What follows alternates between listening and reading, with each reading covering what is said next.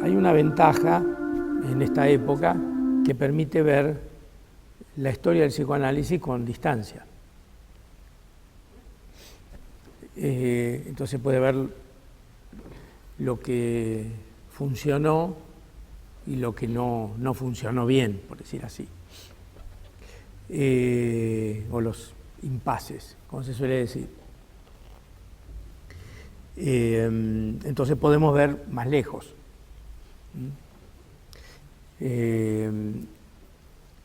Con el surgimiento de la modernidad, siglo XVIII, apareció una idea, una frase que decía que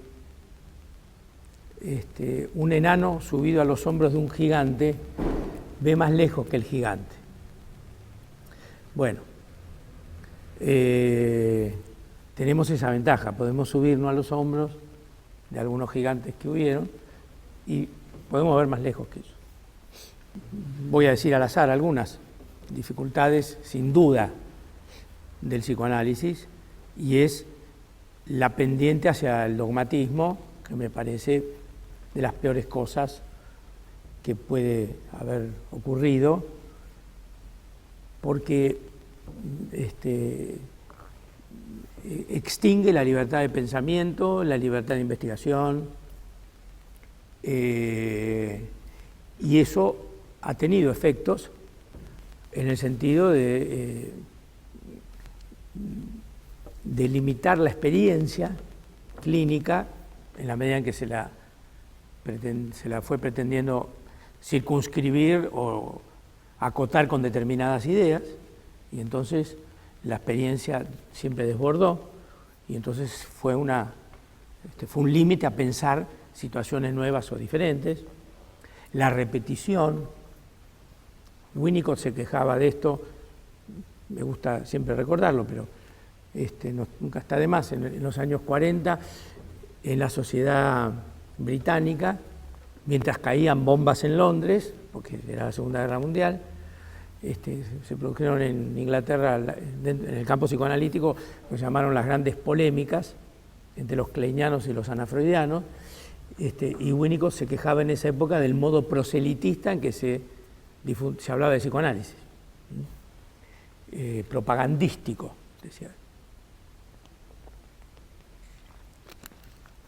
O sea, esto se repite en la historia del psicoanálisis.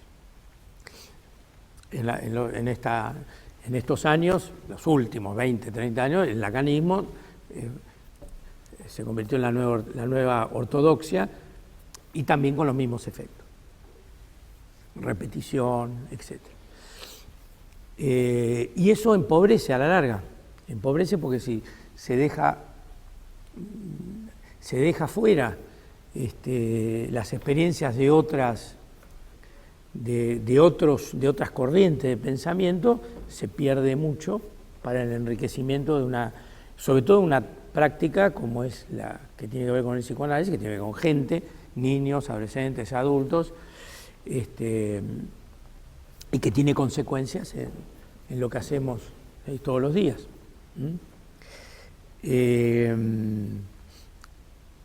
Yo creo que el psicoanálisis es muchas cosas, pero hay algo que es, y no puede dejar de serlo, y que es una psicoterapia.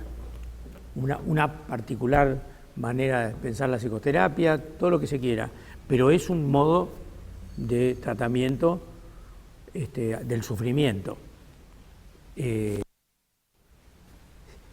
Lo dice, hace muchos años se lo leía a Colette Soler, quedaría poco del psicoanálisis si dejara de ser eso, si dejara de ser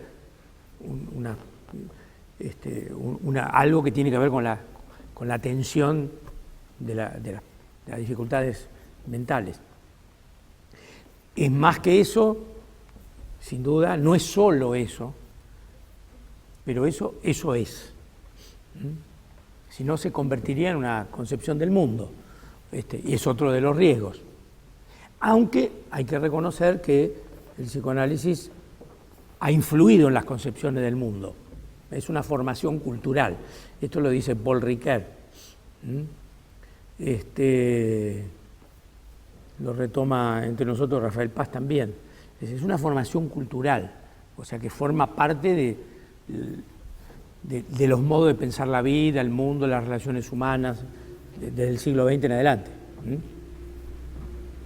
El psi del psicoanálisis está en todos lados, aún para combatirlo con las líneas del cognitivismo, el conductismo, etcétera, pero el psicoanálisis retorna siempre al final.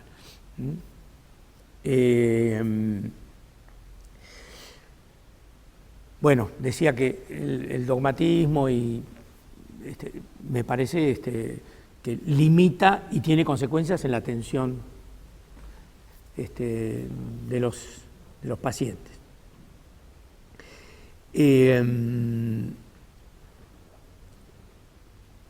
Y creo que el conocimiento de las distintas teorías, sobre todo las más importantes, además de ser formativo, permite descubrir que los desarrollos teóricos de distintas escuelas tienen porciones de verdad de aquello de lo que se trata. No se puede decir que en nuestra disciplina algo es mentira y esto es verdad, porque ni siquiera nada, si algo es toda la verdad o esto no lo es, sino que son dentro de marcos conceptuales, por supuesto, tomas de posición, las investigaciones de lo que fue la psicología del yo o lo que siguió a la psicología del yo, el psicoanálisis del self, por ejemplo, en Estados Unidos, para seguir, muestra desarrollos que son verdaderamente aperturas e investigaciones interesantísimas y que nutren nuestra formación. Del mismo modo podría decir la teoría de relaciones de objetos, después de, Klein, sin duda, y después de Klein, o Winnicott mismo, e incluso Lacan y sus desarrollos, que son interesantísimos. Me parece que uno de los problemas es pensar que en alguna concepción está todo, y pretender extraer todo de allí. A mí me sorprende ver en el psicoanálisis de niños, que es una de mis especialidades, los desarrollos lacanianos, que la verdad los he estudiado mucho y muchos años, pretenden encontrar en Lacan todo lo que se podía decir del psicoanálisis de niños. Y Lacan dijo contadas cosas. Y por eso se ve que en los trabajos se exprime al máximo las pocas cosas que dijo Lacan. Se exprime o se repite al máximo, ¿sí? Eso es muy llamativo.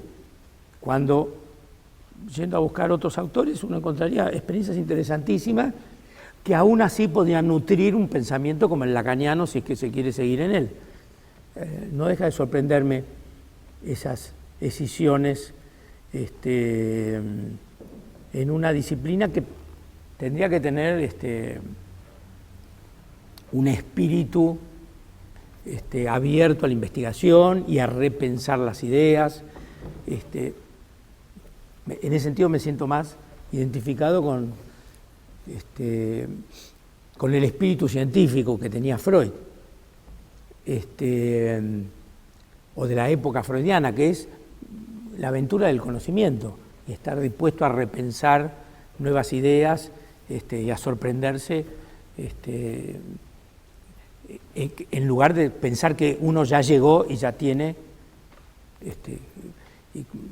ya todo concluido y uno adhiere.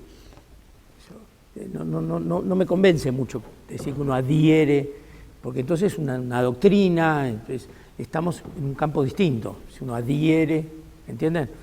Creo que uno sigue cierta manera de pensar, pero adherir ya me parece que lo veo más en campo de la política. Está bien, uno puede adherir, está bien, pero no sé si en este campo es adherir exactamente.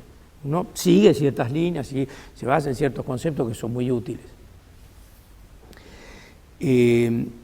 Lo que muestran las concepciones más importantes del psicoanálisis es que si uno la sigue y reconociendo lo que podemos llamar porciones de verdad, es una manera de decirlo, vemos que la subjetividad, el sujeto si quieren,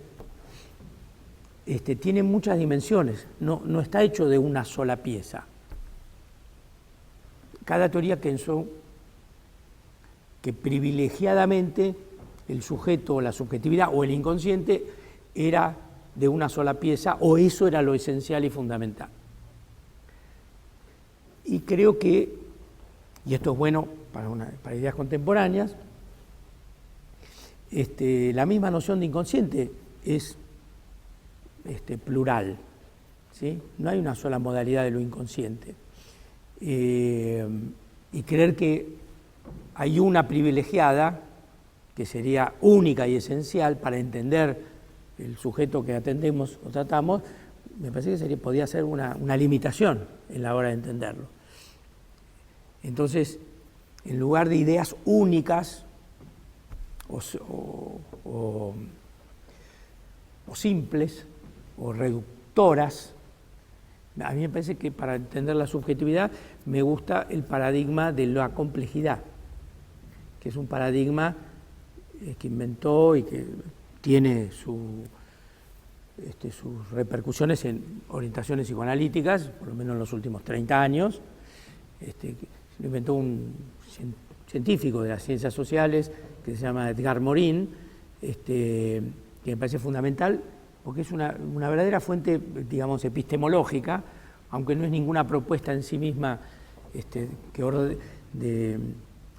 de modo de conocer, sino de una actitud frente al conocimiento, como él mismo dice, y es de poder pensar que el conocimiento tiene varias facetas respecto del objeto que estudia, dimensiones, y que entre la totalidad y los elementos parciales que podemos estudiar en un sujeto, y hablar de psicoanálisis, hay relaciones entre parte y todo de ida y vuelta. Para decirlo de esta manera, en la noción de inconsciente, el último Freud ya nos plantea un problema con el inconsciente. El inconsciente ya no es el inconsciente reprimido solamente. Y hay teorías psicoanalíticas que se han restringido al inconsciente como el inconsciente reprimido, ¿sí?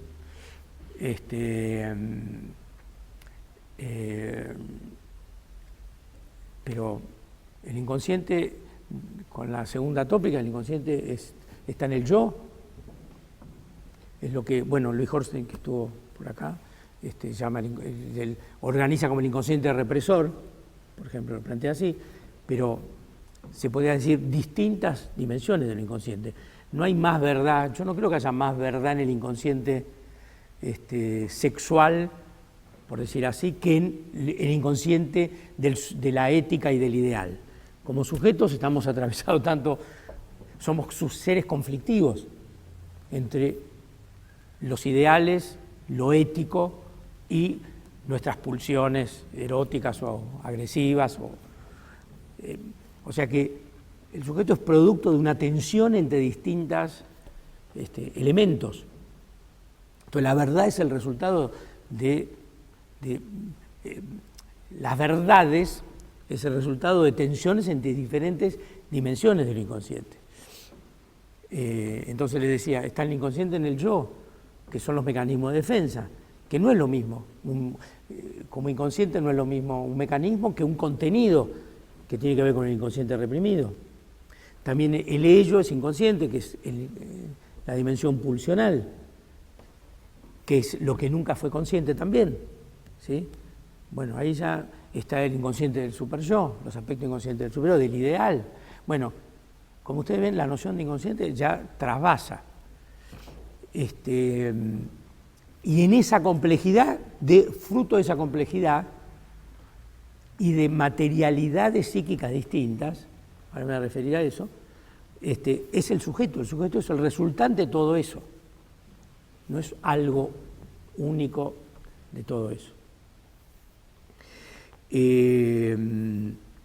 Melanie Klein estudió el inconsciente fantasmático y pulsional también, aunque la fantasía envuelve todo. Bueno, eso es una dimensión fundamental para entender un sujeto y un paciente. Esa investigación hoy no podríamos prescindirla, Pero yo tampoco podía prescindir, creo, de las investigaciones del yo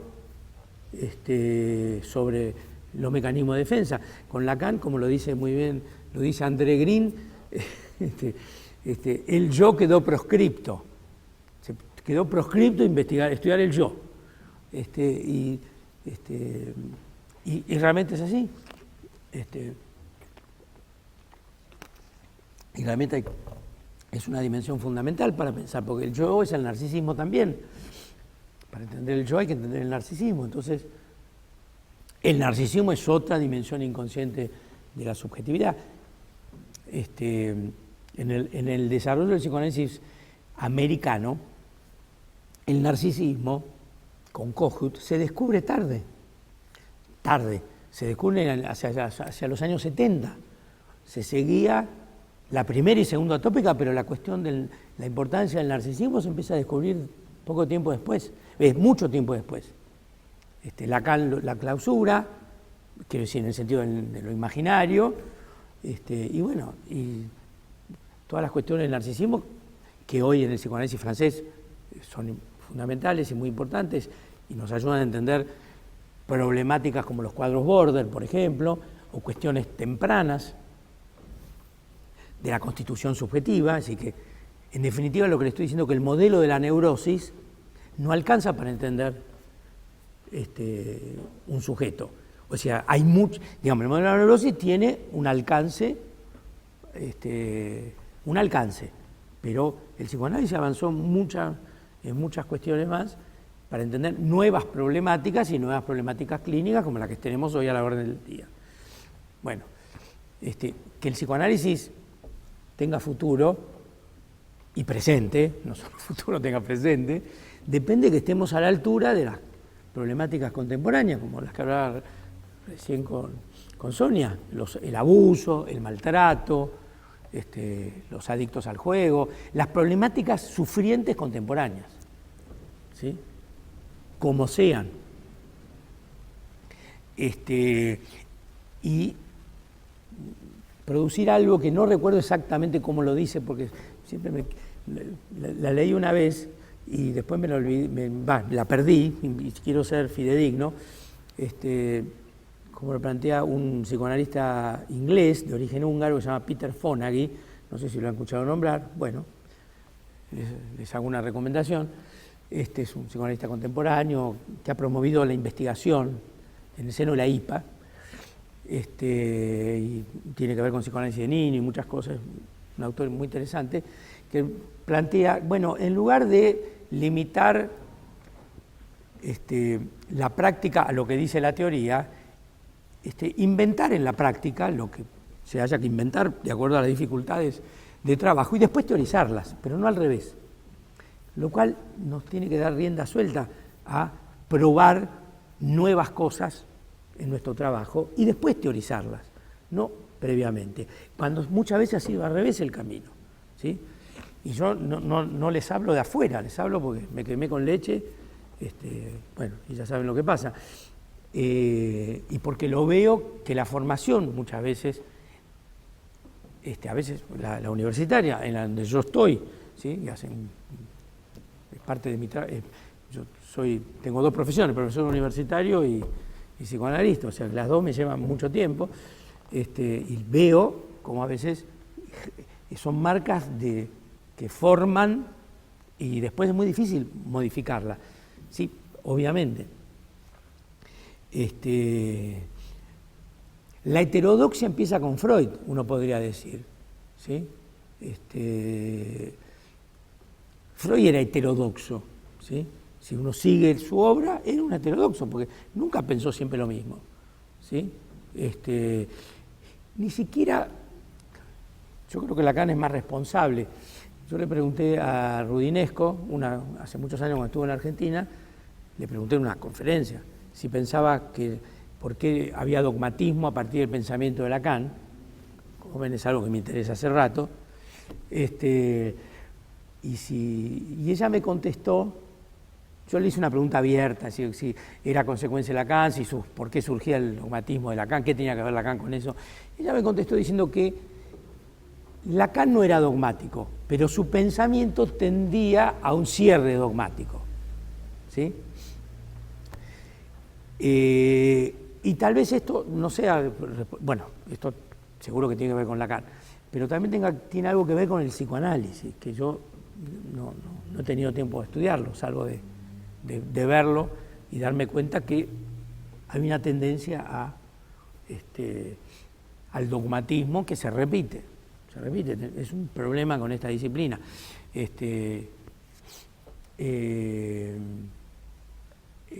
Aunque los autores importantes no sean ellos dogmáticos, pero lo generan. Sylvia Bleichmann hace ya muchos años, empezaron a repensar con el paradigma de la complejidad y avances científicos, por ejemplo, si considerábamos el aparato psíquico como un sistema abierto o un sistema cerrado. Esto es fundamental, porque si creemos que trabajamos con sujetos, con un aparato psíquico cerrado, y esto es un efecto en la teoría psicoanalítica, bueno, no estamos abiertos a pensar transformaciones en el funcionamiento psíquico. Y entonces la práctica se puede volver con esa idea inconsciente o explícita una especie de no confianza en las modificaciones.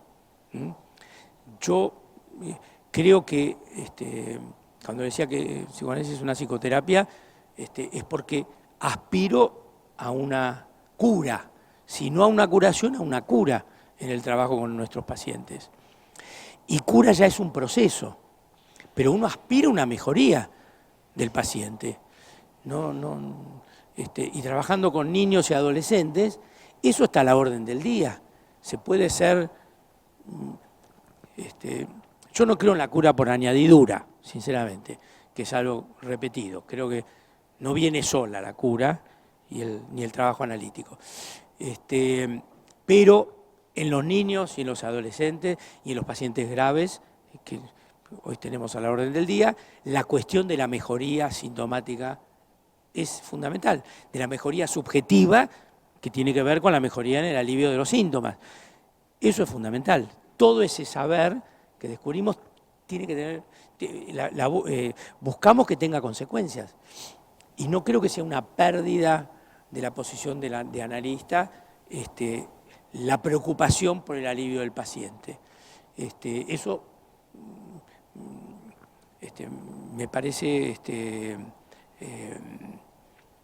no tiene que ver con la verdadera posición de un analista ayudando seres sufrientes, que no se lo ven muchos, en la mayoría de los psicoanalistas que se han dedicado a atender pacientes, lo cual no quiere decir una pérdida de distancia del trabajo que hacemos, ni una búsqueda del furor curandis, pero la cuestión del sufrimiento es lo que guía nuestro trabajo y eso es un elemento fundamental. Yo creo que la cuestión del síntoma es central, si me apuraran qué pienso hoy. La cuestión de los síntomas es el punto de partida para ir más allá, sin duda, pero para volver a él. Creo que no hay que desestimar, más bien hay que darle una relevancia al modo en que cada paciente sufre.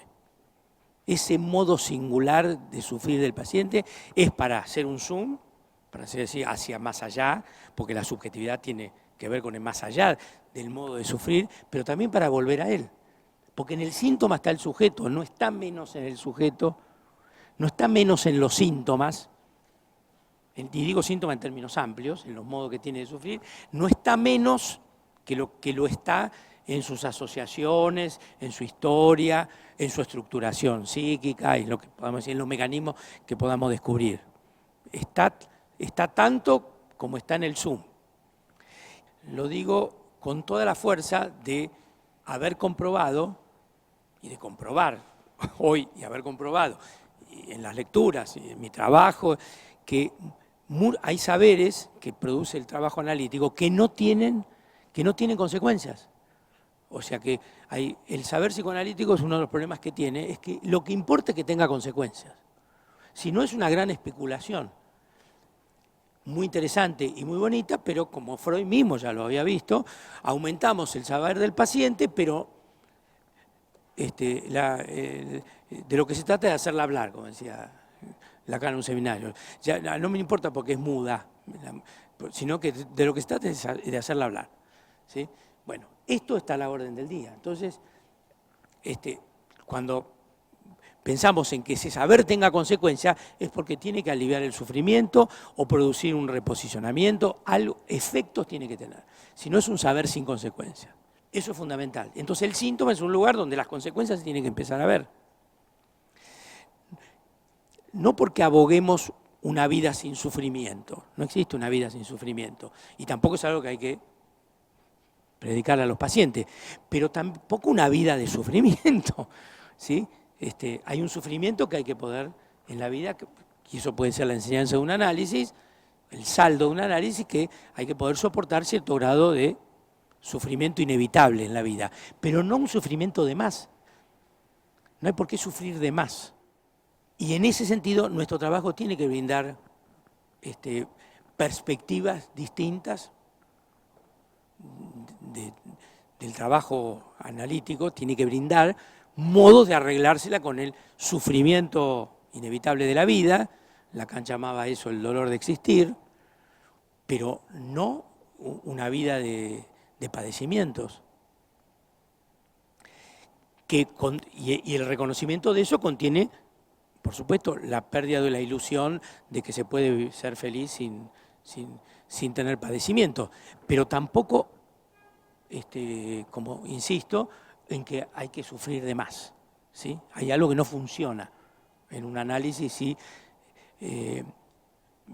eso no se modifica. Y los pacientes no esperan nuestro saber para eso. Se van y buscan otro lugar donde encuentren eso, ¿sí?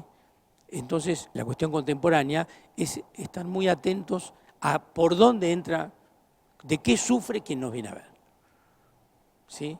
Ese punto de partida me parece necesario. Tenemos por formación la idea de que tenemos que ir más allá. Sí, yo también creo que hay que ir más allá, pero hay que ir más allá, pero hay que ir muy bien más acá también, porque el modo de sufrir es central. Y no hay nada genérico en eso. Lo genérico nos orienta un poco. Si un paciente tiene una fobia, es muy importante qué tipo de fobia, en qué condiciones, la historia de esa fobia, todas las variaciones que tiene su fobia, simultáneamente a lo que se puede historizar, asociar y entender. Pero eso es un ida y vuelta permanente, no es un más allá para perder de vista el modo que tiene de sufrir.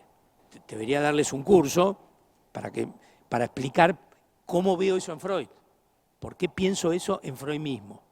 Pero es difícil explicarlo sintéticamente. Pero por lo menos el último Lacan, que insiste en el síntoma y en el síntoma y todo lo que habrán escuchado, reconoce que el síntoma es incurable. Hay algo incurable del sufrimiento sintomático. Por eso aparece saber hacer con el síntoma, arreglársela con él, porque hay un reconocimiento de que algo hay que hacer con eso. Pero por supuesto no puede ser un padecimiento que no tenga resolución. El análisis, con cualquier paciente que sea, no es una práctica de la libre ocurrencia. Es a propósito que lo digo así. No es una práctica de la libre ocurrencia. Eso es muy lindo, para los surrealistas lo fue, los surrealistas hicieron de la asociación libre una especie de técnica para la escritura, ¿sí? Y eso generó un arte influido por el psicoanálisis, pero Freud no le dio mucha pelota a Breton cuando lo fue a ver, no le interesó mucho Freud. A Freud lo cual no quiere decir nada, no es un aval, tampoco porque eran los gustos artísticos de Freud, que era más un clásico, pero no le dio mucha bola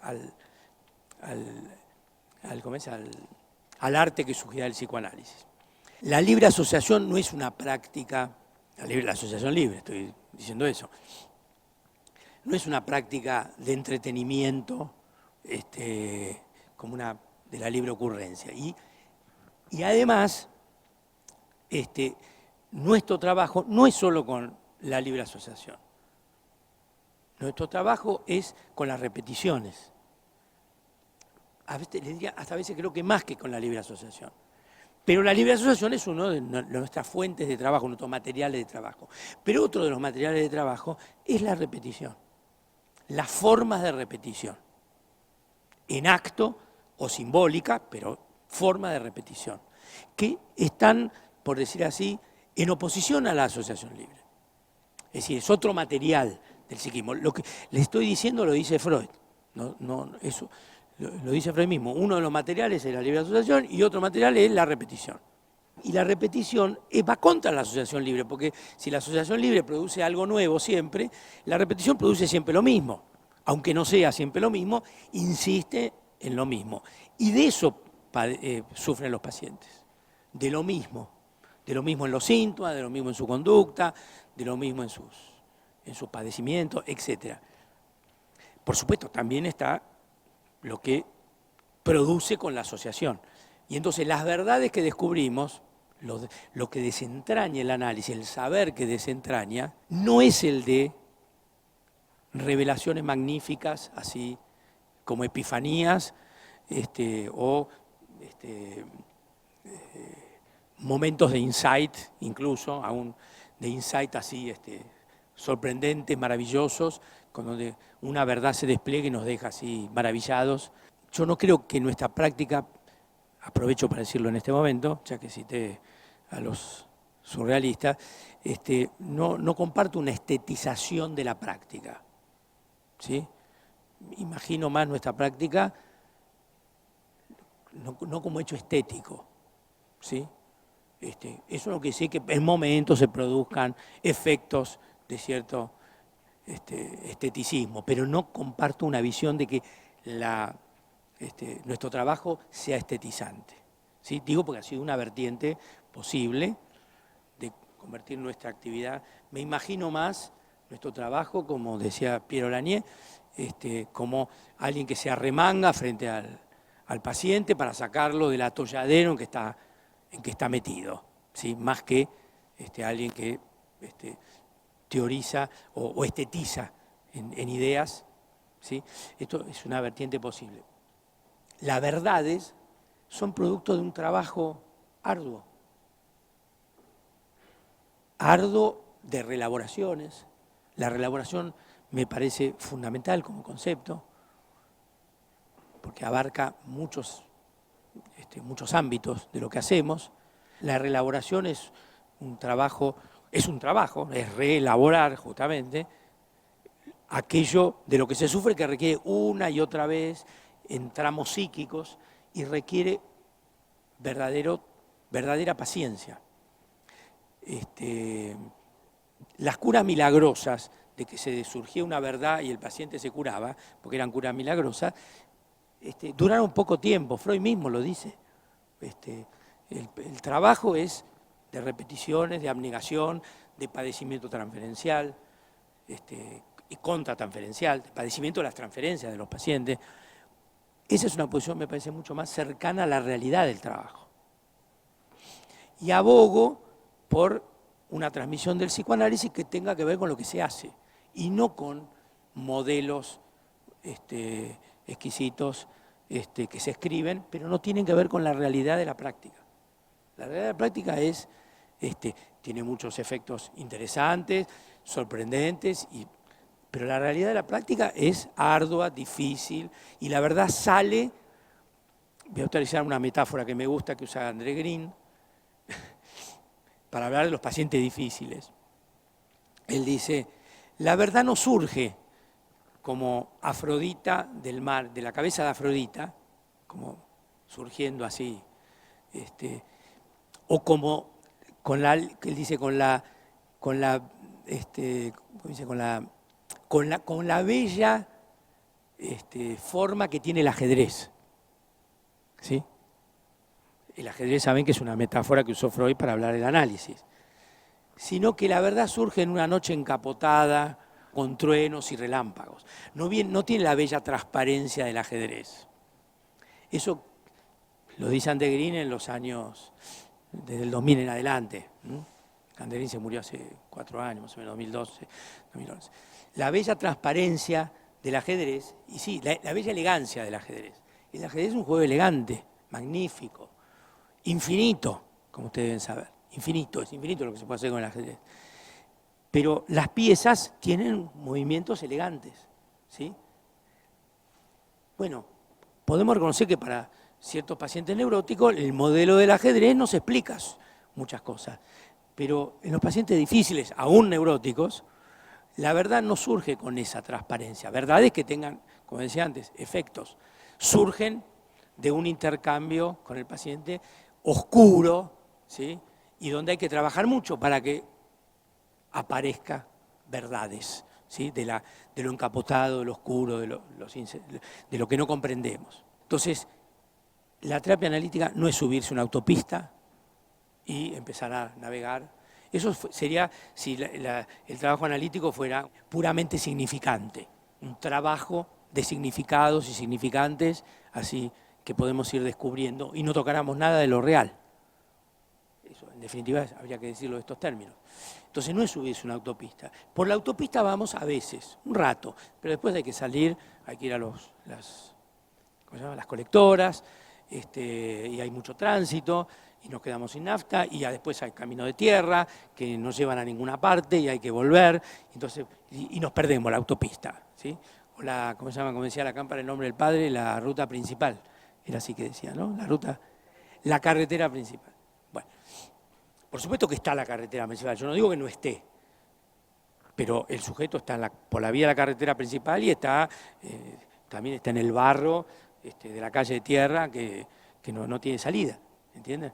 Y desorientado, o sea que nuestro trabajo lo tenemos por todos esos lados. Y no hago ninguna idealización del trabajo por la autopista, ninguna idealización, porque, bueno, en la autopista podemos ir muy rápido, pero nos perdemos un montón de cosas.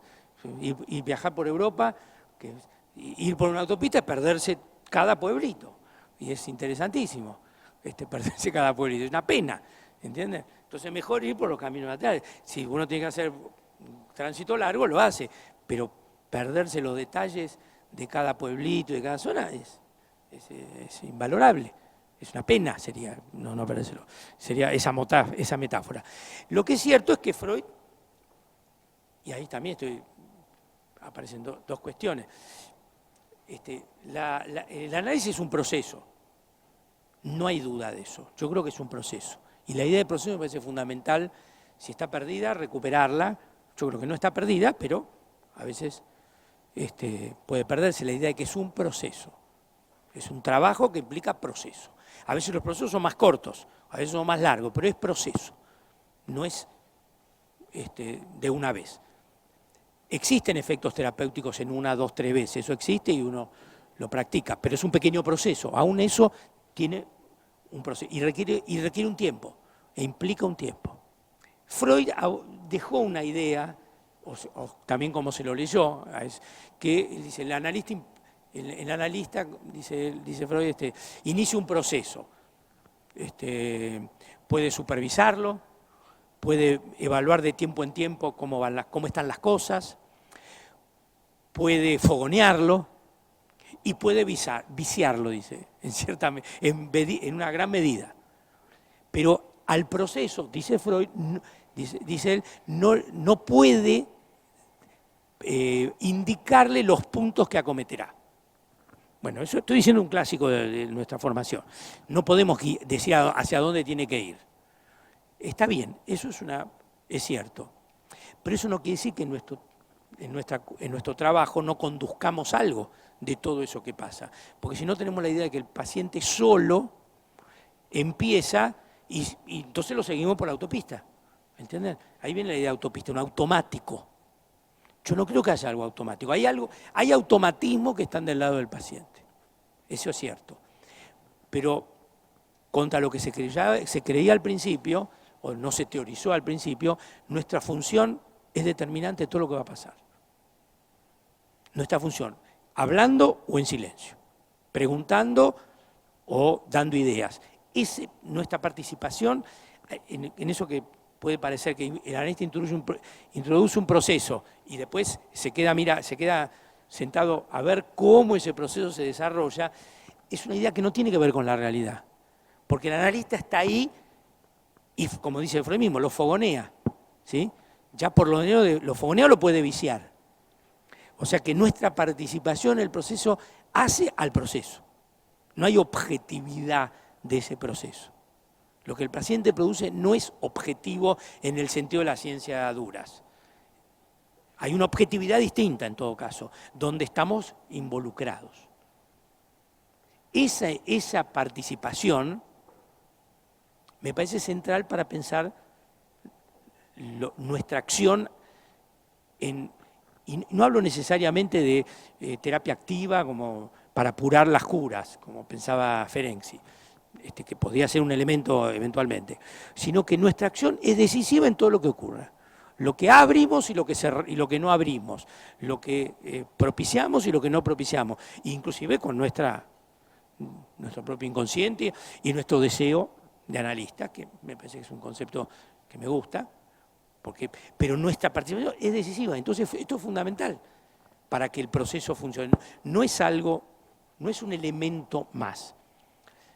Eso no quiere decir que no sea nuestra persona la que esté ahí, que lo es, pero actuando en función de eso que recibimos. Entonces nuestra responsabilidad es central. No es que somos responsables de todo lo que ocurre, pero somos un factor fundamental de ese proceso que se realiza entre paciente y analista.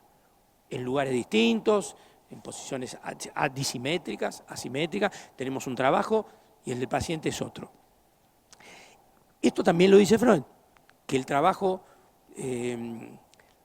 que el trabajo analítico, lo dice el último Freud, al final, el trabajo analítico consta de dos piezas, de dos partes.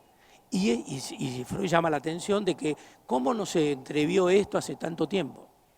Pero es obvio, dice él, pero lo voy a aclarar.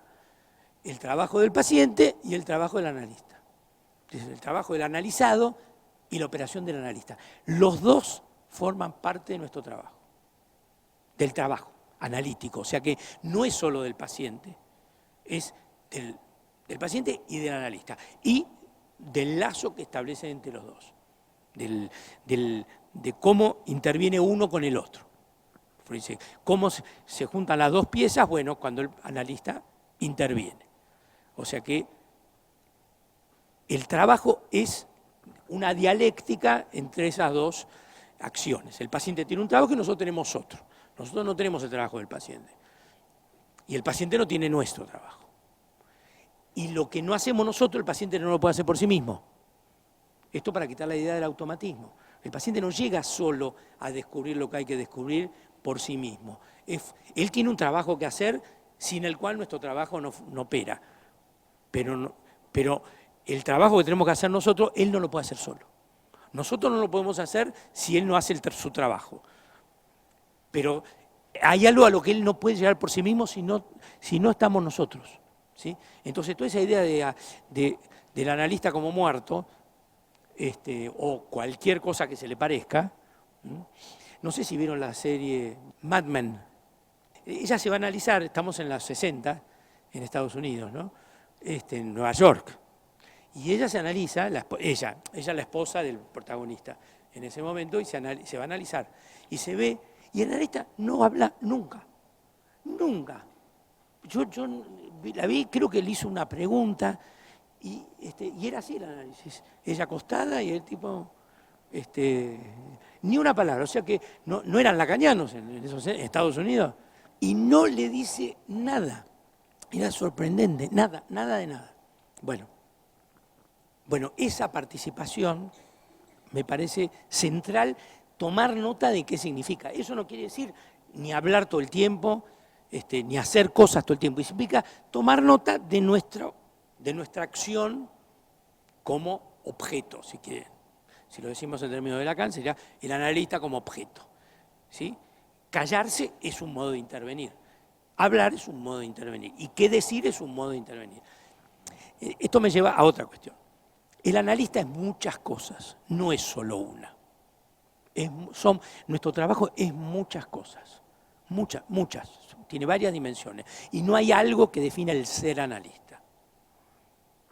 Ni la interpretación significante, ni la construcción del fantasma fundamental, ni el insight, ni la interpretación mutante, es una idea kleiniana,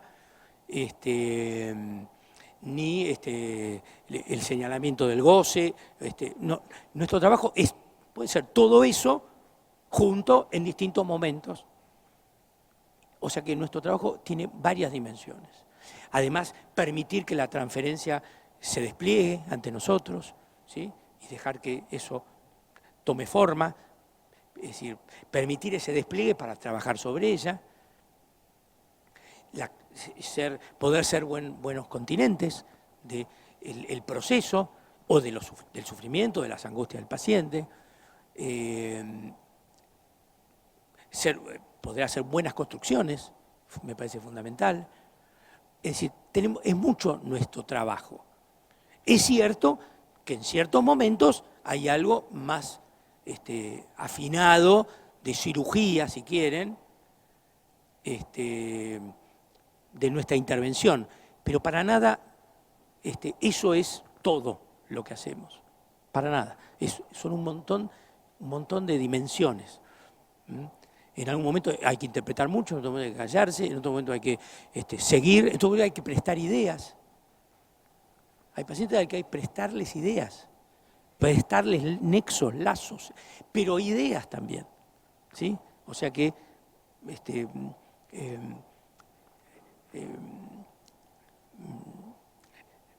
pienso la práctica con muchas variantes.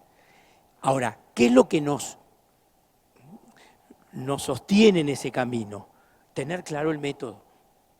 Si tenemos claro el método, que es de procesar el inconsciente bajo todas sus formas y de avanzar en ir entendiendo y sabiendo más, si nuestro método está claro, podemos hacer cualquier cosa. Y cualquier cosa nos puede servir para nuestro trabajo. ¿Sí? Podemos hacerlo cuando subimos y bajamos con el ascensor. Bueno, yo estoy en un primer piso, pero hoy es común acompañar al paciente. Pero de la sala de espera al consultorio, por teléfono. Si nosotros tenemos claro el método, la técnica no importa. Ese es otro de los problemas que trajo al psicoanálisis, son los tecnicismos, ¿sí? Pensar que la técnica, cuando la técnica se vuelve más importante que la cosa, ¿sí? Cuando el signo se vuelve más importante que la cosa, ¿sí? Cuando el relato es más importante que la cosa, ¿entienden? Hay un problema. Hay un problema. La técnica está al servicio de lo que tenemos que hacer. Y si no sirve para que la cosa avance, bueno, hay que cambiarla, porque es un artilugio. Es un dispositivo para que la cosa funcione, ¿sí? Entonces, ahí tenemos que estar abiertos a utilizar distintos modos que, por supuesto, que no son al azar y a tontas y a locas. Por eso digo, hay un método que nos tiene que guiar hacia dónde vamos. Pues si perdemos el rumbo nosotros, lo pierde el trabajo. Y eso también puede ocurrir. Y somos nosotros los que tenemos que recuperar en cierto momento hacia dónde estamos yendo o qué queremos producir. En ese sentido, con los pacientes graves hay muchos momentos, yo lo veo con niños y adolescentes, donde es más importante lo que ocurre que el momento de comprender. El momento de comprender va a llegar después, va a ir llegando, ¿sí? Todos los días compruebo eso. Hay un chiquito que atiendo que perdió su papá súbitamente, una muerte, así, después de una actividad deportiva, y el papá desapareció. No lo vio más. Bueno, entonces, al principio tenía dudas de quedarse conmigo, al final sí. Entonces juega conmigo a que jugamos a la guerra, a unas guerras de unos dibujos. Entonces jugamos y él conoce la historia, Star Wars. Entonces, bueno, juega conmigo, entonces hay muerte, hay sobrevivir, hay revivir, revivir, sobrevivir, ¿sí? Y va escribiendo, en un momento fue importante para él escribir toda la historia de lo que íbamos haciendo. Entonces, bueno, y seguimos luchando. Y cuando yo me pongo a decir algo, me dice, no, cállate. Y es común en todos los chicos. Pero en este caso yo me doy cuenta que el cállate no es un cierre a procesar, es un, porque hay chicos que dicen un callate y no quieren procesar más nada. Él está procesando y en ese juego él está produciendo una historia donde hay muertes, hay sobrevivir, hay revivir. Yo le agregué el revivir, porque él usaba sobrevivir como revivir. Te sobreviví. Bueno. Y después quería escribir la historia para saber qué pasaba. Y yo, hace ya un tiempito, me di cuenta de que él perdió al padre sin anticipo. Entonces, al escribir la historia, el guión puede preparar lo que va a pasar, porque lo agarró sin relato. Entonces, ahora en la historia que hacemos, uno puede organizar lo que pasa, ¿entiendes? Bueno, eso es parte del análisis, ¿entiendes? Eso es el análisis. Que yo entienda que en ese proceso, ¿sí? Yo cada tanto trato de decir algo, pero él entiende perfectamente qué estamos haciendo, perfectamente. Pues salgo con la mamá y él me dice, sí, que la hermanita, sí, ella ni se acuerda de papá, le dice. O sea que está totalmente, él necesita poner a raya ese saber que sería, sobre la muerte del padre, que sería imposible de asimilar, ¿entiendes? Bueno, entonces mi trabajo es ese, esto es el análisis, como en juego, no estoy diciendo nada que muchos no puedan conocer, obviamente. Entonces, ser un buen partner de juego es más importante esto, ese saber que él produce, que el saber sobre el saber. Bueno, ahí tienen otras dimensiones de cómo procesamos el saber. Está el saber sobre el saber.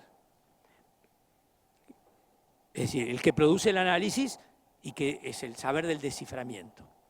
Pero hay otro saber, para decirlo en grandes rasgos, que se procesa con niños o con pacientes graves, que es el saber que se escribe, no que se descifra. Es como un saber que se cifra.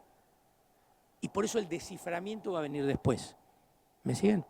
Hay un saber que todavía no advino y que tiene que ser cifrado antes de ser descifrado. En la repetición está tanto lo no cifrado que se va cifrando, como algo cifrado que insiste. Pero también está lo no cifrado que insiste. Entonces ahí tenemos dimensiones distintas del saber. En el mismo paciente, porque ningún paciente está hecho de una sola pieza. En el mismo paciente tenemos esas distintas dimensiones. Entonces, dar acogida a lo no cifrado para que se cifre es poder tener noción de que digamos, yo tengo que tirarme al piso con él y jugar y qué sé yo, y bueno, hacer lo que se hace pero con un adulto también, grave o con dificultades, tenemos que hacer algo parecido. Es decir, lo que quiero decir es que prestamos nuestra escena, nuestro soporte imaginario a que se desplieguen una cantidad de cosas. Ahora, como yo tengo claro el método, no me voy a perder en la guerra de las galaxias, ¿entiendes? Es obvio que está una transferencia con un hombre con el que puede jugar y entretenerse, que obviamente con la historia con su papá, que era un tipo querido, querible y querido por él, y que de golpe desapareció. Eso es parte del proceso. Entonces, una de las dificultades en este trabajo, estos en los klenianos, es no soportar el tiempo de saber que tiene que procesar el paciente.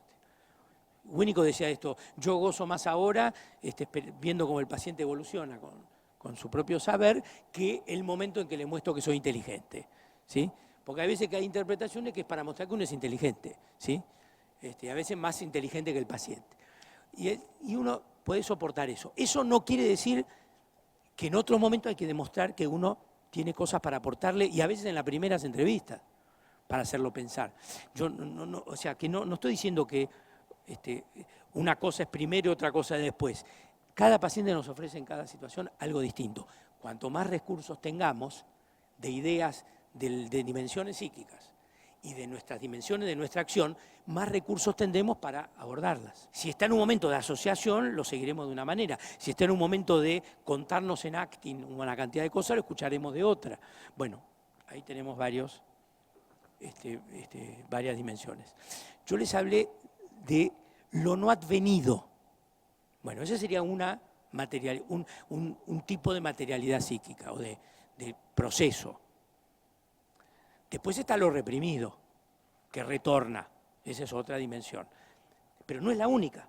Lo no advenido es algo que es una dimensión que se fue descubriendo en los últimos 30, 40 años para darles estatuto, con el descubrimiento de patologías más complejas o situaciones traumáticas vividas que han mostrado otras dimensiones que la de la neurosis, aún en pacientes neuróticos, ¿sí?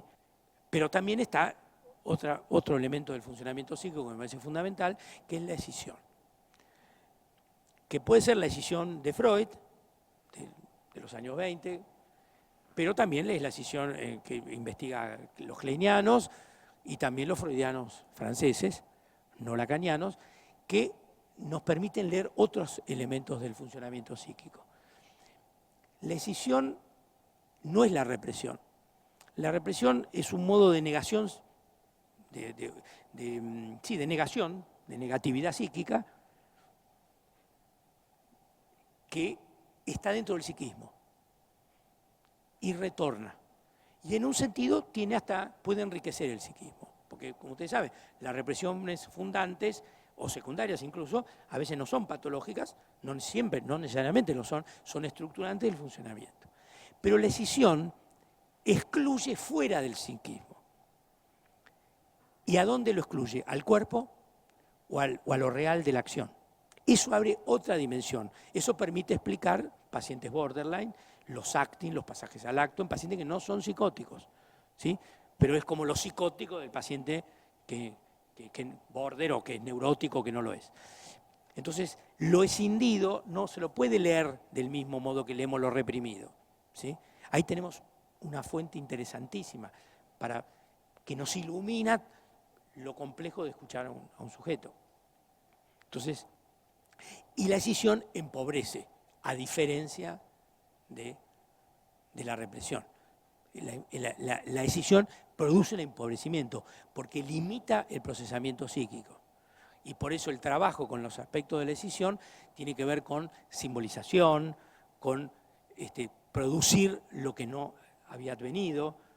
Bueno, requiere otro trabajo que no es meramente levantamiento de lo reprimido, ¿no? Es otro el modelo que hay que pensar. Y ahí la transferencia es fundamental.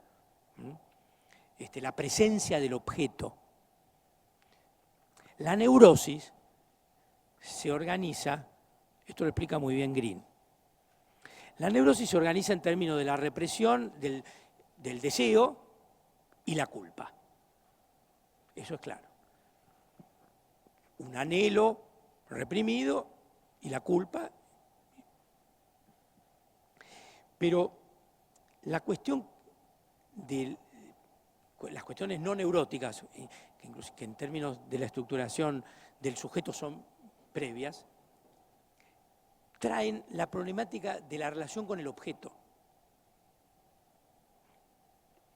Nos muestra en el psiquismo la cuestión de la relación entre pulsión y objeto, y el narcisismo en el medio, del lado del sujeto. Entonces, muestra no solo el proceso de represión de deseos y retornos, sino qué trazos dejó en el sujeto su lazo con los objetos primordiales. Y a veces lo central de la patología o del sufrimiento está en esa zona, en la constitución narcisística, en cómo está armado el narcisismo y qué papel jugó el objeto. Pero no el objeto real, en principio, es el objeto como en su estatuto psíquico, ¿sí?